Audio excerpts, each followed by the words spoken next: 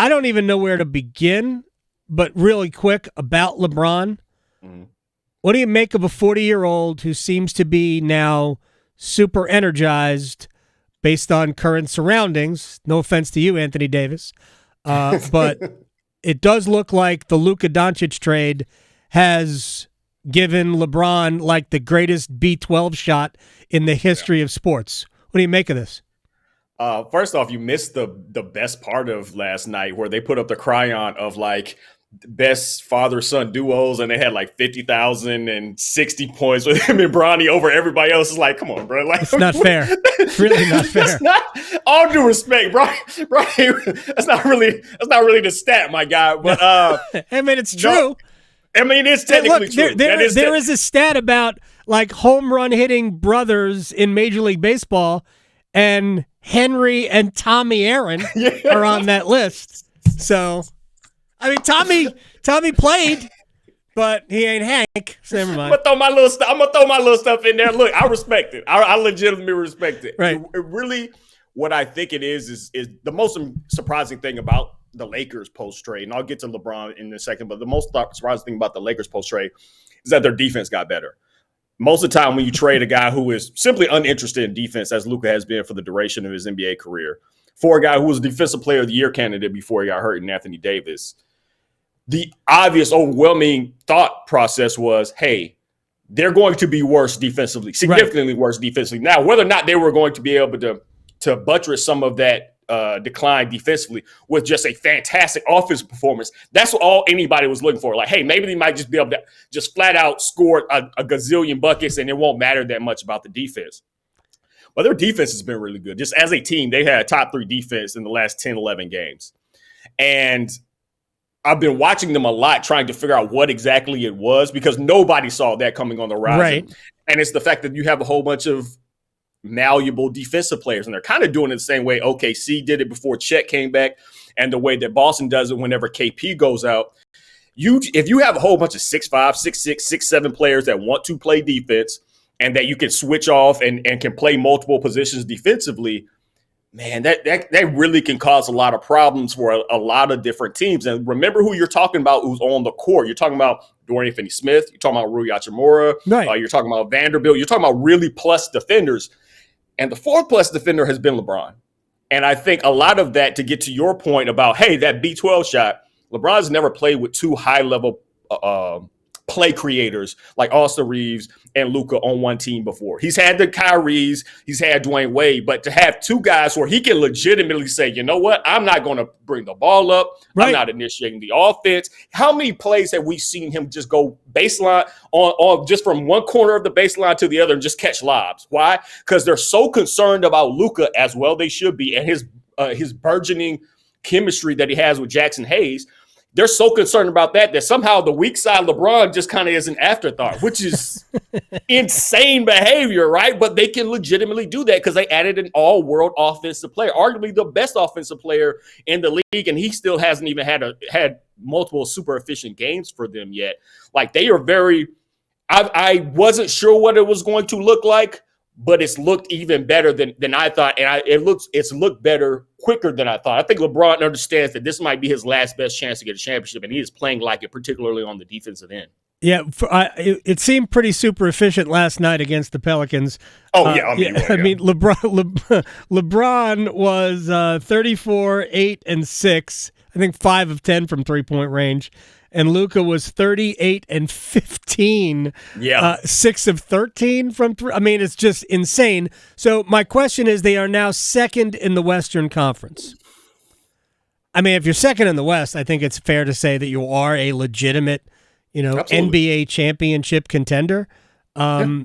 I mean, they're still substantially behind the Oklahoma City Thunder. Who they went ahead and ran away with it. They're going to win the West, and that's that's 50 wins. I think what are they 50 and 11? Or no, that's Cleveland's record. I mean, they both have 50 wins. They're both like they've both been the number one overarching teams on both of their conferences. The Celtics have given Cleveland a little bit of a push lately, but both those are. I'd be shocked if both of those teams weren't number one seeds heading into the postseason. Do the Lakers, Brenden Whitted is joining us, do the Lakers match up with Oklahoma City? First of all, nobody matches up with SGA. Shai Gilgeous-Alexander is like having one of those seasons, an all-time season. He's starting to put 50 on the board. Fourth 50-point game in his last 20.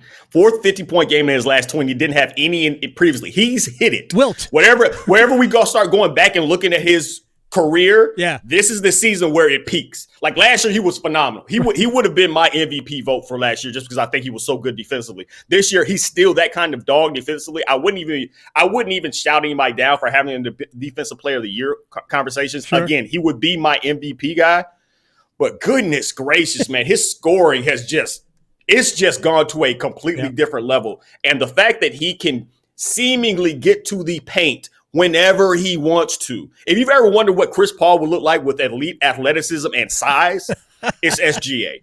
The way that he can manipulate pick and rolls, the way that he can, his back to the basket game, like he's just started adding things on top of things where it's just like, okay, you're the guy. Like, I think he's playing the best basketball in the association. He is so good and puts so much pressure on defenses to collapse and to respond. And he has the talent around him, whether it's J-Dub or Chet or Lou Dort. Like, he has so many They're good, fantastic players that he's like, okay, you run at me if you like to. I'm going to make a play, and they're going to make a play in the 4-on-3 afterwards. I'm looking forward to. I hope we get in the NBA playoffs. I hope we get Lakers and Thunder. I hope we do. Hope nobody gets. There's a chance we get Thunder, Golden State in that first round, which is really what I really want to see. That because like as much as I believe in the. Well, Thunder, I think Golden State's going to finish in the top 6. So I don't think we get. I think we get Golden State, LA before we get. Oklahoma City dealing with it. Probably. Like, it's so jumbled there, and you know how teams guys start to miss games with phantom injuries towards the end just in case you don't want to play this team. Not that would ever happen in the NBA, of course right? Not. They would never manipulate their own standings in order to get a more favorable matchup. See what Kawhi Leonard did? I mean, it really is about Kawhi. Kawhi did that. And then everybody went, hey, we can get away with that too. Let me ask you real quick about the Eastern Conference. Yeah. Who goes further in the Eastern Conference playoffs? And I know we have not seen any matchups yet. Pistons or the Knicks? Ooh. I'm going to stick with the Knicks because the Pistons, as good as they have been during the regular season, that team is crazy young. Like they are. Kate Cunningham, Durham, I like those players. They still don't have Ivy back. I don't know if he's getting back before the end of the season. But they just haven't together gone to the postseason. I know they have older players, Tim Hardaway Jr. and Tobias Harris. I know they have guys that have played in the playoffs before, but this unit hasn't played together. That matters to me. And I know that they made the splashy pickups of Bridges and Karl-Anthony Towns with the Knicks. But for whatever reason, I believe in them a little bit more. Brunson, clutch player of the year. That dude is amazing. Filthy in the games. Like, and so that's the 1 and 1A I'm doing right there. Like, hey, Detroit's been a fantastic story. I'm looking forward to them being good in the future. Right now, I have a hard time believing that you're going to come off the gate and just start making second, third round. Like, I just don't believe that you're going to be able to make runs into the postseason. I'd love to be wrong about them because they've been the most exciting surprise of the season. I just don't think that's not usually how it works in the NBA. Which of the Thompson twins is with Detroit? Is it Ausar or Ausar? Amon? Yeah, Ausar. Amon's both with both Houston. of them are great. Yeah. They're both amazing. They are a walking advertisement for Overtime Elite. But both of those players are dynamite. All right, final thing for you, Brenden Whitted, and it really circles back to the beginning. As good as it's been in LA, it has been the opposite in Dallas to the point where fans are revolting on the Mavericks, walking out like they have no time for it, and all of their players are hurt. I mean, Anthony Davis is hurt. Lively's hurt. Kyrie's out for the year. They're all hurt. And they have nobody left. How is this going to end for, who is it, Nico Harrison? The GM, the guy who traded Luka. Yeah, it's hard, and I know people have wanted to spread it around like to ownership. I understand ownership is new. Mark Cuban, I think, still owns a minority part of it, but ownership. He would not have made this trade. Mark Cuban would not have traded Luka. He told you straight up, I go to the divorce court before I'm getting up out of the Luka Doncic marriage I'm in. So like that man was very clear. He thought he had Dirk. He thought he had another Dirk that was going to stay there for the duration of his career. And it sounded like from all the reports that Luka wanted to do the same. Now, Dallas has been like just slow, steady leaking out a whole bunch of just anti-Luka stuff for the past couple of weeks. They got to stop that. That it doesn't matter. It doesn't matter. Oh, well, he liked hookah. You could have put it on the bench, my guy. I don't care. I don't care if he liked, he likes a beer after the game. Get that during the game pack at halftime. Yeah, go ahead. Would you like a Coors Light, my guy? Like now is not the time.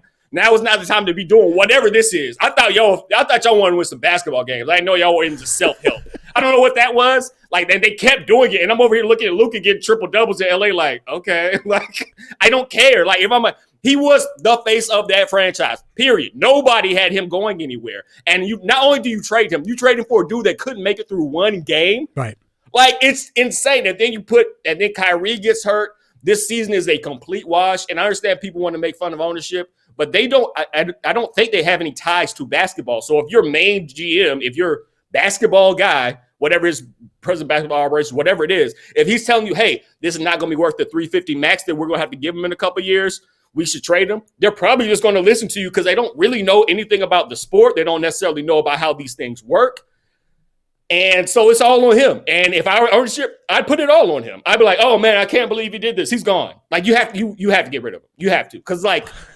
There has to be some sort of recompense for what you did to that franchise. Y'all just left the finals. This isn't some middling Dallas team where it's like, oh, well, it's fun. They score a lot of points, but they can't stop anybody. Y'all was just in the finals, my guy. And now there's a solid chance you won't make the playoffs. Right. And your most recognizable player is playing and might be winning the championship. No, somebody got to go. Somebody has to go. I've never seen a fan base react this way for this long after trading somebody. This was their guy. You traded him. You're worse. And now he's about to go do numbers over there in L.A. So it's not like you can forget about him. He didn't go to Toronto. He went to L.A. Bruh, nah, pack your bags, my guy. Pack your bags. Gotta go. Maybe unfair. I don't know. But somebody's going to lose their job. And it should definitely be the guy that went to the LA game and started staring daggers at this dude. Do you get a Pulitzer for a photograph? Because the photograph of Nico Harrison at the game, Mavericks at LA, Nico Harrison clearly looking at Luka with this grim look on his face. And we have no idea if Luka is looking back at him or not. We really don't, because you're looking at it from behind. He could be looking anywhere. Luka knew where it was. Luka definitely knew where it was. Of course Luka definitely knew where it was. But that photograph. We just need to make Luka make behind-the-back passes. He ain't got to be looking to know where you at.